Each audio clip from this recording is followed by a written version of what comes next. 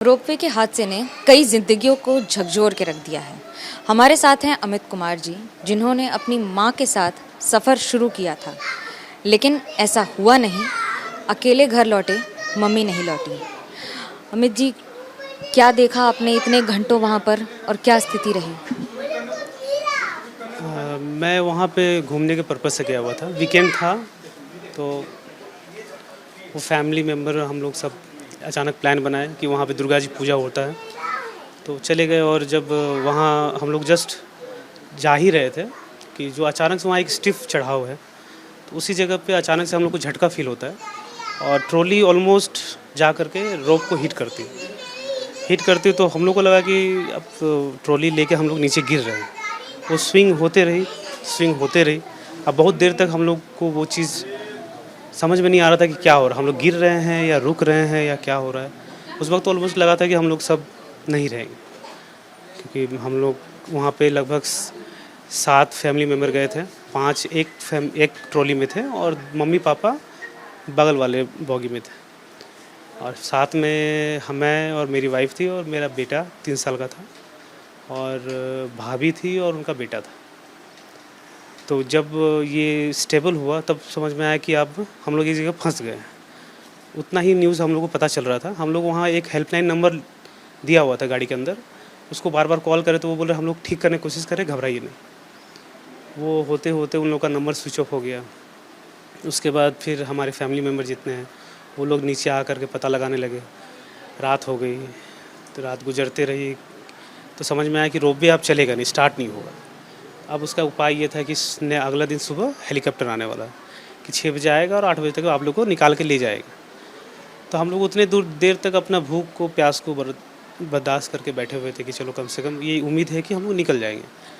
पर वो हेलीकॉप्टर जब आए तो वो लोग रेस्क्यू नहीं कर पाए, क्योंकि वो शायद साइज़ बहुत बड़ा था और उसके फ़ैन की स्पीड से वो ट्रॉली बहुत हिल रही थी।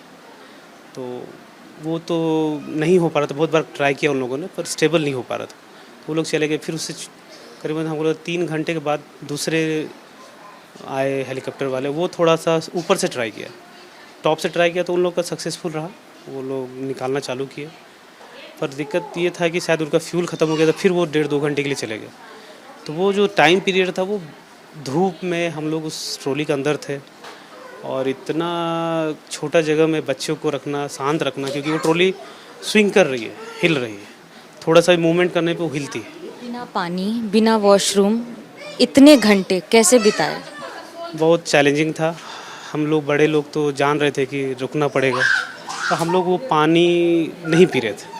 बच्चों को पिला रहे थे, थोड़ा बहुत गला सूख रहा था, उसको गिला कर। तो बड़े बच्चों को, जैसे ये मेरा बेटा है, तो इसको जितना हो सके हम लोग पानी पिला दे रहे थे कि भाई ये बाथरूम करे, तो कोई ऑप्शन नहीं है, बाथरूम कर लेता था। वो तो उन लोगों को खिला रहे थे हम लोग, बाकी हम लोग कुछ नहीं खा रहे थे। और हम लोग भी बाई चांस ऐसा हुआ था कि हम लोग पानी जो था मम्मी पापा के पास था, तो उस ट्रॉली तक भी हम लोग का कोई कांटेक्ट नहीं था कि हम वहाँ से पानी भी ले पाए, क्योंकि वो बहुत दूरी पे है। अब रात में ठंड में इतनी हवा चल रही है कि सो भी नहीं सकते शांति से, क्योंकि वो ऐसे ऐसे स्विंग कर ही रही है। और पूरी ठंड, इतना ठंड कि वो बच्चे लोग कांप रहे थे, सब लोग। लेकिन रात भर जागते हुए वो काम। रोमांच के लिए जाते हैं लोग, लेकिन खौफ कितना था? खौफ ही था, बचने का चांस कितना था इसका कोई गारंटी नहीं था। और ये हम लोग के सामने कल जो इंसिडेंट हो गया कि एक आदमी हमारे सामने ही गिर गया, वो तो हम लोग अच्छे से देख रहे थे। तो ऑलमोस्ट ऐसा लगा कि आप हम लोग सिर्फ पहुंच जाएं, ये नसीब। और हम लोग का ये भी एक एडवांटेज पॉइंट था कि हम लोग बीच में थे, तो जो रेस्क्यू जितने लोगों को कराया जा रहा था, हम लोग ऑब्जर्व कर रहे थे कि वो लोग कैसे निकल रहे हैं, कौन सेफ निकल रहा है, कोई थोड़ा भी अगर डर रहा है तो वो टकरा जा रहा है। कौन सी ऐसी बात जो कभी नहीं भूलेंगे? अब जो सबसे बुरी बात तो यही थी कि मेरी मम्मी का वहाँ निधन हो गया, और वो भी रोप जो है रस्सी वो टूट के गिर गया। मतलब इतना वेट तो सहना चाहिए था। पता नहीं ये क्या रीज़न है, हम लोग को तो बताया नहीं गया है, पर यही दिखने में तो वीडियो में यही लग रहा है कि वो रस्सी टूट गया। कितना भी हो, वज़न तो सहने लायक रस्सी होना चाहिए था। ऐसा तो नहीं है कि वज़न नहीं सह सकते, एक औरत का वज़न नहीं सह सकते, ऐसा तो नहीं होना चाहिए। कहीं कहीं तो और भी ज़्यादा लिफ्ट होता, 2-2 आदमी एक साथ वायर में टंगाते हैं, तो ये चीज़ नहीं होना था। हाँ, मम्मी पूरी तरह से बंधी हुई थी, रस्सी टूट के गिर जाए ये थोड़ा एक्सेप्टेबल नहीं है, और ये इस तरह का डेथ किसी के लिए भी एक्सेप्टेबल नहीं है। ये तो आप मान के चलिए हम लोग के लिए ज़िंदगी का एक सबक बन गया कि हमारे देश में जिस तरह की व्यवस्था है कि इस तरह का ट्रॉली के लिए कोई मैनेजमेंट नहीं है, कि अगर मान लीजिए कोई इंसिडेंट हो ही जाता है तो उनके पास कोई टीम नहीं है जो खाना प्रोवाइड कर सके, जो कुछ दूर तक हेल्प कर सके। लोकल लोग चाह रहे हैं हेल्प करना, पर उन्हें हेल्प करने नहीं दिया जा रहा है। वो फूड प्रोवाइड करना चाह रहे हैं, दिया नहीं जा रहा है, सबको बाहर ही रोक दिया जा रहा है। और जो बाहर रोक रहे हैं टीम, वो टीम भी कुछ नहीं कर रही है। मम्मी को देखा ऊपर से नीचे उस तरह से जाते हुए, क्या देखा, क्या पता लगा आपको? जब पता लगा तब क्या? जी, मैं उस वक्त रेस्क्यू कर मुझे किया गया था। मैं जस्ट वहाँ से निकला, हॉस्पिटल पहुँचा, तब तक मुझे किसी ने वीडियो दिखाया कि आपकी मम्मी रेस्क्यू हो चुकी है। थोड़ा वो चोट लगा होगा शायद, पर हमको उतना ही बताया गया था क्योंकि हम भी एक सदमे से गुजर रहे थे। बाद में बताया गया है कि मम्मी का सर पे चोट लगा और नहीं रही। तो ये इसलिए हुआ क्योंकि रस्सी टूट के वहाँ से गिर गया। तो रस्सी टूट जाना ये तो सोचा नहीं जा सकता। हाँ, अगर कोई वहाँ से गिर जाए बाई चांस तो वो एक नसीब की बात समझ में आता है, पर रस्सी टूट के गिर जाना ये एक्सेप्टेबल नहीं था। लेकिन अब जिम्मेदार ठहराते हैं? जिम्मेवार किसी को ठहराना यहाँ सही नहीं होगा, क्योंकि एयरफोर्स की टीम ने मेहनत भी बहुत किया। जिस लड़के हम लोग को जिन्होंने बचाया, ऊपर की जो एक अलग टीम थी, उन लोग का मेहनत का तो मैं ज़रूर सैल्यूट करूँगा, क्योंकि वो लोग ने वो जो लड़का जो उतर रहे थे जो है, वो बहुत चोट उनको लग रहा था, बहुत चोट लग रहा था। इतना चोट लग रहा था उसको कि हमको लगा, हमने उनको पूछा भी पर्सनली, भैया आप बर्दाश्त कैसे किए? बोला हमको चक्कर आ रहा, लेकिन क्या करें, बचाना मेरे लिए मेरी ड्यूटी है। तो वो अपना जान पे खेल के सबको बचाया भी।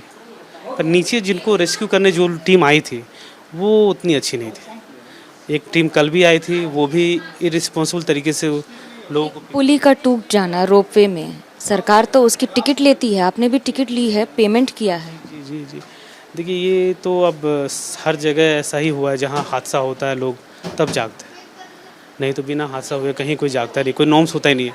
देवघर में अब छत के तो ऊपर से बच्चा गिर गया, मर गया, तब जा कर के नगर निगम जागती है कि पैरापेट भी हर रूम घर में बनना चाहिए।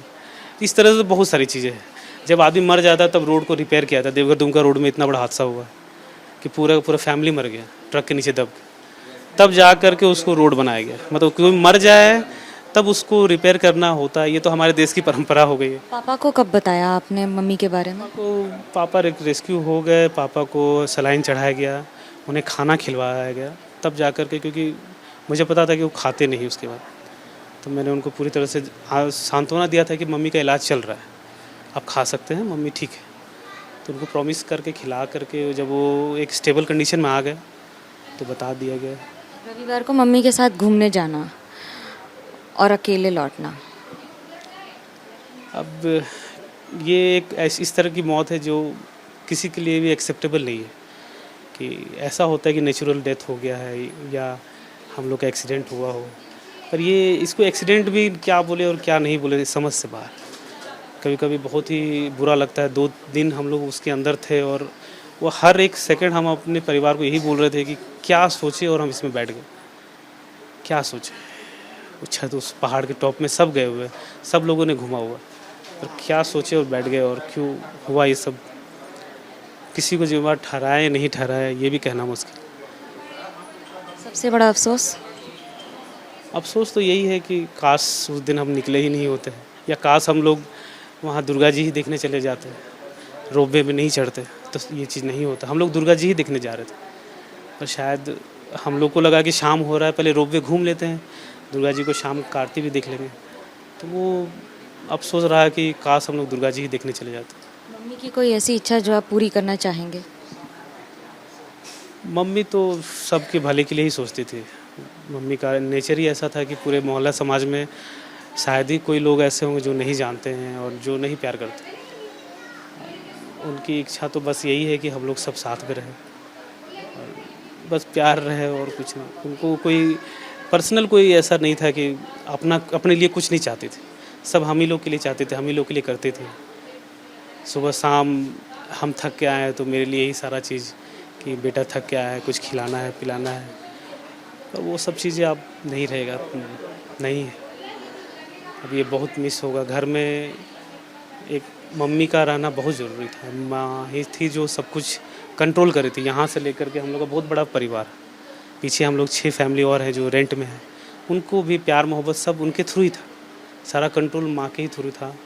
सब कुछ उन्हीं के से था। पापा का भी जो था, आज पापा भी हैं तो अब ना चाहते हुए भी पापा एक बहुत ही कम उम्र के लिए अब जिएंगे, क्योंकि उनका जो जीना था वो सब माँ से था। नहीं है तो फिर बहुत बहुत तकलीफ़ है।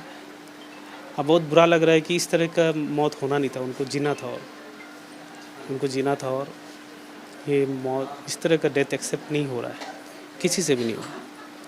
काश ऐसा नहीं होना था, नहीं होना था। सरकार को जिम्मेदार ठहराते हैं इसके? सरकार को क्या चीज़ का जिम्मेवार ठहराया? जब एयरफोर्स से भी वो हेलीकॉप्टर का वायर टूट जाना, ये मेंटेनेंस नहीं कर रहे हैं, क्या नहीं कर रहे, किसको जिम्मेवार ठहराए? कौन सा डिपार्टमेंट को हम क्या बोल सकते हैं? कहना मुश्किल है। कहना मुश्किल है, और यही सवाल सरकार से भी कि इसका जवाब दें उन लोगों के लिए, उन परिवारों के लिए जो गए थे छुट्टी मनाने लेकिन लौटे अधूरे। कैमरा पर्सन सूरज पांडे के साथ मनोज्ञा लोईवाल, देवघर, एबीपी न्यूज़।